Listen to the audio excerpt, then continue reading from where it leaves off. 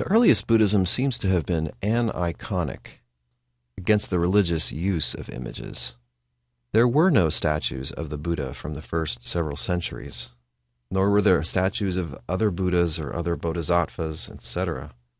Instead, they used abstract symbols, such as the Dharma wheel, the special footprint that the Buddha has, or the seat on which he sat. But this underwent a radical change. The use of images in temples and home shrines has long been a central practice in most kinds of Buddhism, and Gautama may in fact be the most idolized person in human history. What do they do with these images? Well, it's very similar to use of images in Hinduism. They will bow to them. They will greet them.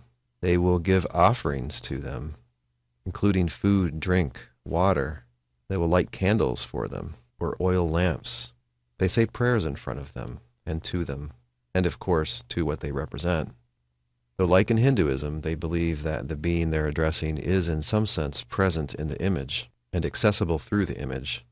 And worship of images is an important way to make merit in many Buddhist traditions.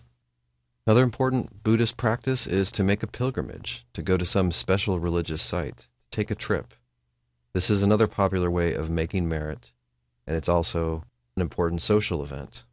And usually the pilgrimage will be to a site that's associated with the Buddha's life. Another practice is repeating the 3 refuges. In fact, this is the way that you can convert to Buddhism. If you repeat this 3 times, then you're a Buddhist. One says, I go to the Buddha as my refuge, I go to the Dharma as my refuge, I go to the Sangha as my refuge. Dharma here means the Buddhist teaching, the message of the Buddha. A very zealous Buddhist practitioner may repeat this hundreds of times a day in his or her own mind or out loud. It's sometimes also said as part of elaborate ceremonies and rituals out in public. There are 5 precepts that are taught for the laity, and in particular, one can take vows if one wants to, or some or all of these. 5 precepts are, and this is what you would say if you were to take all 5 vows, I undertake to abstain from destroying life, taking things not given, that's stealing, from sexual misconduct, false speech, and intoxicants. In some contexts there, sexual misconduct is understood as any kind of sex. In other contexts, it's understood as some kind of sex that's against the rule, such as gay sex or sex outside of marriage.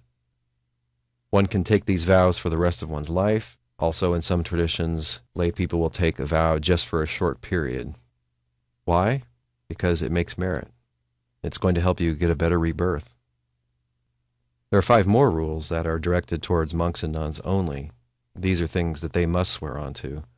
Quote, I undertake to abstain from eating at forbidden times, dancing, singing, and shows, adorning or beautifying myself, using a high or large couch or bed, and from accepting gold or silver.